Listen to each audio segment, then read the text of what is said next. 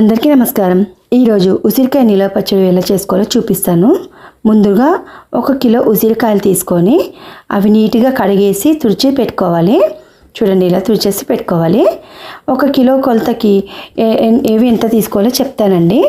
నూనె ఒకటి అలా తీసుకోకుండా ఏం కాక మిగతా మాత్రం కొలత ప్రకారం తీసుకోవాలి. ముందుగా స్టవ్ వెలిగించుకొని కడాయి పెట్టుకొని ఒక 5 గరిటెలు నూనె వేసుకోవాలి. అంటే ఒక 150 గ్రాముల నూనె వరకు వస్తుంది. నూనె వేడయ్యాక ఇందులో మనము జీలకర్ర వేసేసుకోవాలి. తర్వాత ఆవాలు వేసుకోవాలి. తర్వాత మనము కడిగి ఉంచుకున్న ఉసిరికాయలు ఉన్నాయి కదండి, ఇవన్నీ కూడా ఆ నూనెలో వేసేసుకోవాలి మెల్లిగా. ఇవన్నీ వేసేసుకున్నాక మధ్య మధ్యలో కలుపుతూ ఉండాలి. కలపకపోతే అంతా కూడా అడుగంటేస్తుంది. అలా అడగంటకుండా ఉండాలి అంటే మనం ఇలా మధ్య మధ్యలో కలుపుతూ ఉండాలి. ఇది లేత బంగారు రంగు వచ్చే వరకు కలుపుకోవాలి. తర్వాత ఇందులో ఒక చిన్న గ్లాసు నీళ్ళు పోసుకోవాలి. నీళ్ళలో ఉడికితే ఉసిరికాయ అనేది చాలా మెత్తగా అవుతుంది. మనము నూనెలో ఉడికించవచ్చు, కానీ ఆ నూనెలో ఉడికించింది చాలా గట్టిగా ఉంటుంది, టేస్ట్గా ఉండదు, తినబుద్ధి కాదు. ఇలా నూనెలో ఉడికింది అయితే మెత్తగా ఉంటుంది, చాలా బాగుంటుంది తినడానికి. ఇలా చూడండి, జల్లిగంట ఇలా ఉడికితే అందులో దిగాలి. ఇది మనకి పైన బుడగలు వచ్చేస్తున్నాయి, ఉడికిందని తెలిసిపోతుంది. నీళ్ళని పోయే వరకు ఉడికించుకోవాలి. స్టవ్ ఆఫ్ చేసేసి అవి చల్లారే వరకు మనం అల్లం వెల్లుల్లి పేస్ట్ రెడీ చేసేసుకోవాలి. అల్లం వెల్లుల్లి అనేది నేను సమానంగా తీసుకుంటున్నాను.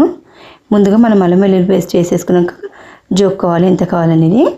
ఇందులో కొంచెం ఉప్పు వేసుకోవాలి, కొంచెం పసుపు వేసుకుంటే బాగా కలర్ఫుల్గా చాలా బాగుంటుంది. ఇలా వస్తుంది, చూడండి ఎంత బాగా వచ్చిందో.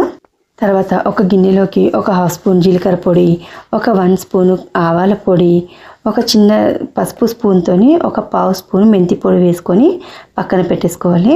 ఇప్పుడు కింద ఇలా పక్కకు పెట్టేసుకున్నాను. కారపొడి అనేది కిలోకి 100 గ్రాముల కారపొడి తీసుకోవాలి. 3 మ్యాంగోస్ కారపొడి అండి. తర్వాత 125 గ్రాములు అల్లం వెల్లుల్లి పేస్ట్, 200 గ్రాములు ఉప్పు, మరియు మనం తీసించుకున్న ఆవపొడి, జీలకర్ర పొడి, మెంతి పొడి. ఇది ఆవపొడి మనకు కొంచెం కావాలంటే ఎక్స్ట్రా కూడా వేసుకోవచ్చు. 5 లేదంటే 6 నిమ్మకాయలు తీసుకొని, పెద్ద సైజు అయితే 5 సరిపోతాయి.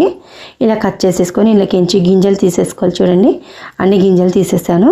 ఒక గిన్నెలో రసం తీసేసుకోవాలి మొత్తం కూడా. మళ్ళీ ఏమైనా గింజలు ఉంటే తీసేసుకోవచ్చు.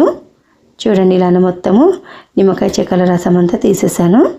ఈ పక్కకు తీసి పెట్టుకొని ఒక వెడల్పాటి గిన్నె తీసుకొని అందులో అల్లం వెల్లుల్లి ముద్ద ఫస్ట్ వేసేసుకోవాలి. అది వేసుకున్నాక ఇందాక తీసి ఉంచుకున్న జీలకర్ర, మెంతి పొడి, ఆవపొడి ఇవన్నీ కూడా వేసేసుకొని తర్వాత కారపొడి వేసుకోవాలి. ఆ తర్వాత ఉప్పు వేసేసుకున్నాక బాగా కలపాలి. ఇదంతా పొడి పొడి అయ్యే వరకు బాగా కలిపాక మనము ముందుగా ఉడికించి పెట్టుకున్న ఉసిరికాయలు ఉన్నాయి కదా, అది ఇప్పటి వరకు చల్లారిపోతుంది. అది చల్లారిపోయాక అవన్నీ కూడా ఇందులో వేసేసుకోవాలి. ఈ మిశ్రమంలో వేసేసుకొని బాగా కలపాలి. చూడండి, ఏళ్ళతో ఇట్లా ప్రెస్ చేస్తే విడివిడిగా అయిపోవాలి. చూడండి ఎంత బాగా అవుతుందో. ఇలా మొత్తం ఈ ఉసిరికాయలకి ఈ కారం అంతా పట్టేలాగా బాగా కలపాలి.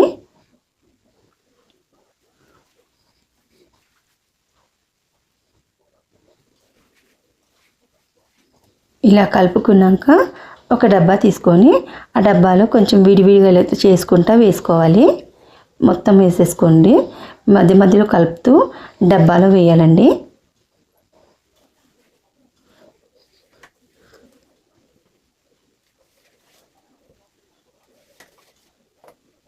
ఇలా వేసేసుకున్నాక ఇది మళ్ళీ కలిపేసి ఇందులో ఇప్పుడు తీసించుకున్న నిమ్మరసం మొత్తం వేసేసుకొని బాగా కలపాలి. ఈ పచ్చడికి అంతా అంటేలాగా కలిపేసుకోవాలి.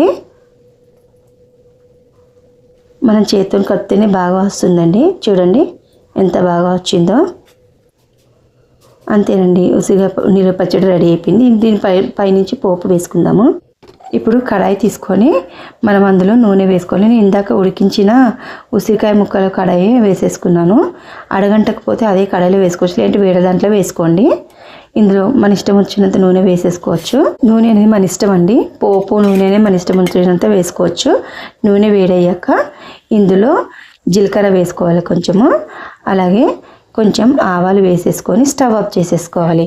నూనె చల్లారాక ఇది కాస్త ఈ నూనె మొత్తం కూడా ఇందాక తీసించుకున్న పచ్చడిలో వేసేసుకోవాలి.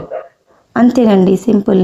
ఉసిరికాయ నిలువ పచ్చడి అనేది చాలా బాగుంటుంది. మనం పప్పుకి మామూలుగా కలుపుకొని కూడా తినొచ్చు. చాలా బాగుంటుందండి టేస్టీగా. ఈ వీడియో మీకు నచ్చినట్లయితే లైక్ చేయండి, షేర్ చేయండి, సబ్స్క్రైబ్ చేయండి. ధన్యవాదాలు.